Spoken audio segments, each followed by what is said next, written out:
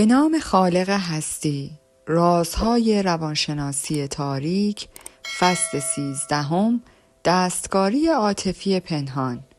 احتمالاً مشتاق هستید که بدانید بخش پنهان روانشناسی چیست و در مورد آن به چه اطلاعاتی میتوان دست یافت. این بخش در واقع به قصد یک فرد برای تاثیرگذاری بر نگرش و احساسات فرد دیگر به شیوهی آشکار یا پنهان مرتبط است. اگر به هر کلمه این عبارت به طور جداگانه پرداخته شود، مفهوم پایه‌ای و اساسی آنها تا حد زیادی آشکار خواهد شد.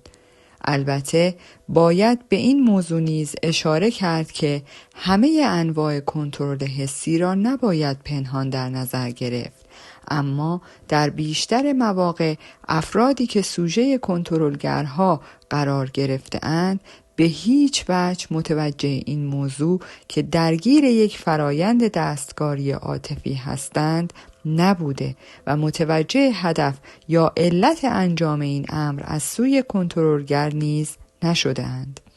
از آنجایی که ما اکنون ایده‌ای کلی از آنچه دستکاری روانشناختی نام گرفته است داریم، اجازه دهید یک قدم جلوتر رفته و نگاهی عمیق‌تر به پیامدهای روند روانشناسی تاریک و تفاوت نحوه کنترل هر فرایند بیندازیم. ما در این فصل همچنین به بیان زمینه‌های متفاوتی که احتمال وقوع چنین شیوه‌ای از فریبکاری در آن زیاد است خواهیم پرداخت. آنچه باید به آن توجه خاص داشته باشید این است که شرایطی که چنین دستکاری‌هایی در آن رخ می‌دهد بخشی جدا نشدنی از زندگی اجتماعی، دانشگاهی، زناشویی و خانوادگی یک فرد است و اجتناب از قرار گرفتن در آنها به گونه‌ای ناممکن است. شکی نیست که خطرناکترین و عاطفی ترین نوع دستکاری عاطفی مخفی عاشقانه است. اما خبر خوش این است که صرف نظر از شرایطی که در آن قرار گرفته اید، وقتی مفاهیم اساسی و راه حل‌های کاربردی مقابله با این نوع دستکاری را بیاموزید، می توانید یک سری سیستم و نظام ذهنی برای دفاع از خود ایجاد کرده و از خود در برابر این شرایط محافظت کنید. درست همونطور که روش‌های مختلفی برای انتقال یک مفهوم وجود دارد، افراد خاصی نیز وجود دارند که با بیان ایده‌های خاص احتمال وقوع دستکاری عاطفی پنهان را افزایش می‌دهند. برای درک کامل این مفاهیم نیاز است که فرد ارتباطی بین این نظریه پیچیده و جلوه‌های شخصی و واقعی مفاهیم آن در زندگی حقیقی ایجاد کند. نمونه از این مسئله طیف گسترده‌ای از تعاملات در زندگی افرادی است که به طور مداوم تحت کنترل‌های عاطفی و ذهنی قرار می‌گیرند. معمولاً وقتی دو نفر در کنار هم زندگی می‌کنند و یکی از طرفین در می‌یابد که طرف دیگر به وضوح و به هر روشی سعی بر کنترل تعاملات میانشان دارد، فرد آسیب دیده که سوژه طرف مقابل قرار گرفته است، سعی بر خاتمه دادن به رابطه خواهد کرد، چرا که معتقد است طرف مقابل از خط قرمزها عبور کرده. به همین علت است که اکثر افرادی که دست به دستکاری میزنند آشکارا خواسته هایشان را به معرض نمایش نمیگذارند و در عوض سعی بر مخفی نگه داشتن این مسئله خواهند کرد و از روش‌های دستکاری پنهان بهره خواهند جست. در این حالت قربانی به راحتی و به طور کامل تحت سوء استفاده احساسی قرار می‌گیرد بدون اینکه متوجه آن باشد. این روش راه را برای کنترلگر بسیار هموار کرده و احتمال موفقیت او را نیز افزایش می‌دهد، چرا که می‌تواند بدون قربانی کردن رابطه به خصوص روابط عاشقانه این علاقه به کنترل دیگران را در خود حفظ کند و آن را به طور نهان اعمال کند. از طرف دیگر نیز اگر یکی از طرفین قصد اتمام رابطه را داشته باشد، می تواند از این روش دستکاری برای بیرون آمدن از رابطه استفاده کند. گاهی اوقات نیز از این روش برای کاشت بذر احساس پشیمانی، همدلی و حتی شرم در دل فرد قربانی استفاده می شود. در این صورت هم مجدد ابداً فرد متوجه نمی شود که فریب خورده و یا عواطفش را مورد دستکاری قرار دادند. در چنین مواردی نیز فرد عامل معمولاً کارها، رفتار و حرفهایش را تحت عناوینی از این دست که فقط به خاطر حفظ خانواده من این کار را می کنم پنهان می کند. سوء استفاده روانی مداوم اغلب در دنیای حرفه‌ای صورت می‌گیرد. بسیاری از کارمندان در وهله اول مراجعه به روانشناسان چنین عنوان کردند که گاه و بیگاه دچار احساسات شدیدی مبنی بر ترس، تعهد یا تقصیر می‌شوند. از آنجایی که این افراد حضور فعالی نیز در محل کار داشته و به وظایف خود عمل می کنند، متوجه نمی شوند که چرا و چگونه دچار این احساسات می شوند و علت و منبع آن چیست. یکی از این تکنیک ها بمباران عاطفی است. ذکر این نکته حائز اهمیت است که افراد کنترلگر معمولاً در همان لحظات ابتدایی برقراری ارتباط با قربانیان از این استراتژی استفاده می کنند. این یکی از ساده ترین تکنیک های ممکن است که در آن تنها نیاز است که فرد عامل به ابراز شدید، فوری و مشتاقانه احساس مثبت نسبت به سوژه‌اش بپردازد. در ابتدا وقتی به این روش دقت می کنید، روند آن برایتان عجیب و غیر عادی به نظر می رسد، چرا که چنین استدلال می کند که اگر کسی قصد آسیب رساندن به فرد دیگری دارد، طبیعتاً نباید احساسات مثبتی از خود نسبت به او بروز دهد. اما اگر به این موضوع توجه کنید که بروز این احساسات او را به هدف نهاییش نزدیک تر کرده و راه دستیابی به آن را آسان تر می کند، متوجه علت این رفتار خواهید شد. هدفی که در پس این امر وجود دارد بسیار ساده است، چرا که قصد اصلی آن ایجاد احساس عشق، اعتماد و پیروی در فرد سوژه است. در صورت عدم استفاده از این روش یا عدم پذیرش آن توسط سوژه، کنترلگر مجبور به اعمال روش‌های دیگری می شود که خشن‌تر و شدیدتر است.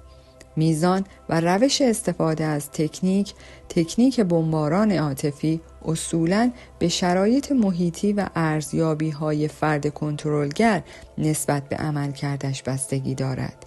بگذارید با بیان یک مثال درک این موضوع را برایتان آسان‌تر کنم. برای مثال، شخصی را در نظر بگیرید که به نظر می‌رسد بسیار غمگین است، درمانده و تنها باشد. کنترلگر تمایل بیشتری به انتخاب این فرد به عنوان قربانی خود دارد، چرا که چنین تصور می کند که دستکاری ذهنی این فرد به مراتب از افرادی با شرایط روانی بهتر آسانتر است. از توضیحات فوق می توان دو نکته بسیار مهم را دریافت. ما می توانیم دو درس بسیار مهم در مورد دستکاری عاطفی مداوم را در خلال این توضیحات بیابیم. اصل اول، برقراری شرایط ایدئال در عین حال داشتن احساس خونسردی است. حتی خود شما نیز ممکن است در برخورد اول با افرادی که قصد آسیب رساندن به دیگران از این طریق را دارند بگویید واقعا آدم خوش برخوردیه، باید بیشتر با هم رفت آمد کنیم.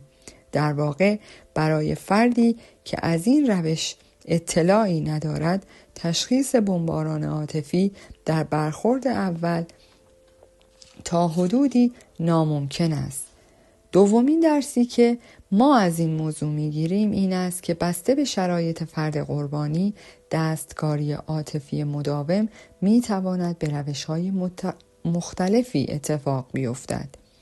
یک کنترلگر حرفه‌ای با کمی تجربه بسیار راحت‌تر از سایرین میتواند از این روش بهره ببرد، زیرا او میداند چگونه و چه زمانی از این استراتژی نسبت به هر فرد استفاده کند. چنین تکنیکی عموماً باید به گونه‌ای اعمال شود که فرد سوژه متوجه آن نشود.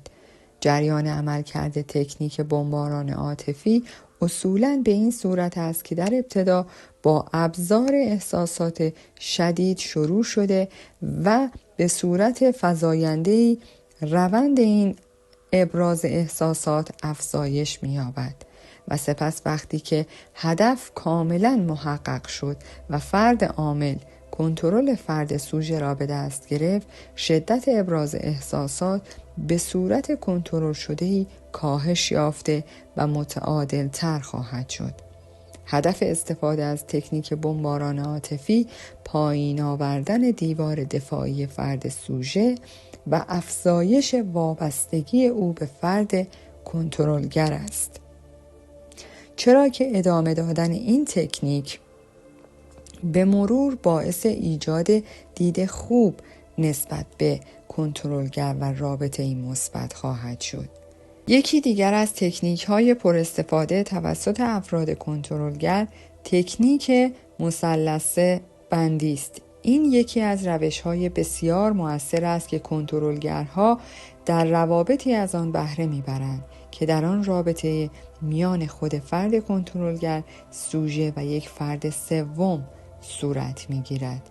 هدف اصلی در این روابط ایجاد سرگرمی برای سوژه است که در نهایت با راهنمایی‌های کنترلگر به ایجاد رابطه عاطفی عمیق از سمت فرد سوژه به کنترلگر ختم خواهد شد. در این روش فرد سوژه به خاطر این است که در کنار فرد کنترلگر احساس خوبی داشته و حس می کند عشق قدیمی را بازیافته و در مورد هر مطلبی به راحتی می تواند با او سخن بگوید. به او جذب شده و کم کم به او علاقمند می شود. حال اگر کنترلگر بین فرد سوژه و نفر سوم رابطه تشنج و احساسات منفی نیز ایجاد کند، وضعیت به مراتب بدتر خواهد شد. سوژه های این افراد عموماً دچار ترس و هراسند. اگر فرد کنترلگر با آنها صحبت کند و به آنها بگوید این احساساتشان از افسردگی و کمبود اعتماد به نفسشان نشأت می‌گیرد، عملاً امکان این که سوژه جرأت رفتن به سمت نفر سوم و پا پیش گذاشتن برای ایجاد رابطه را از دست می‌دهد. فکر می‌کنم بسیاری از شما تجربه هایی مشابه با این موضوع را پشت سر گذاشته باشید. علاوه بر این مسائل، از لحاظ استراتژیک اصولاً بعید نیست که فرد کنترلگر بعد از اتمام کار با سوژه نفر سوم همین رابطه را به عنوان هدف بعدی خود انتخاب کند. یکی دیگر از تکنیک هایی که برای تاثیرگذاری ذهنی پنهان بر افراد استفاده می شود، اتهام زدن غیر مستقیم است. در این روش کنترلگر جمله‌ای دارای بار منفی و اتهام آمیز بیان کرده و سپس خود را معصوم و بیگناه جلوه داده و سعی می کند از این روش خود را از نتیجه عاطفی منفی که در برابر حرفهایش به وجود می آید معصوم نگه دارد. در این حالت اگر به خاطر حرفهای فرد کنترلگر سوژه دلخور شود و یا با او برخورد کند، کنترلگر سریعاً اعلام می کند که منظورش از بیان آن حرف این برداشتی که فرد سوژه داشته نبوده است و قصد زدن چنین حرفی را به او نداشته است.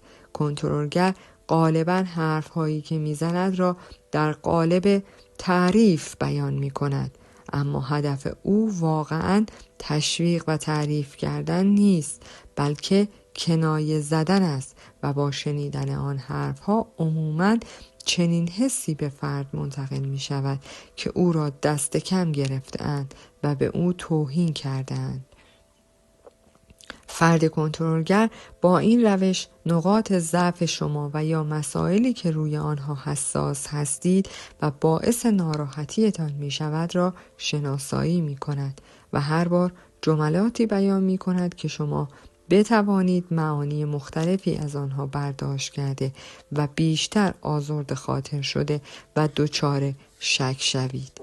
گاهی در ابتدا هیچ حرفی برای پاسخ به ذهنتان نمی رسد، چرا که معانی و تفاسیر بسیاری از حرفهای فرد کنترلگر برداشت می کنید و این حتی نمی دانید به کدام جنبهش باید پاسخ دهید.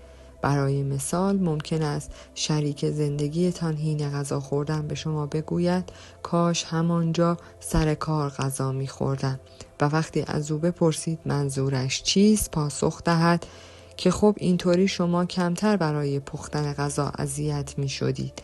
اما تا مدتها این حرف در ذهن شماست و با خود می گویید که این حرف واقعا چه معنی هایی ممکن است داشته باشد.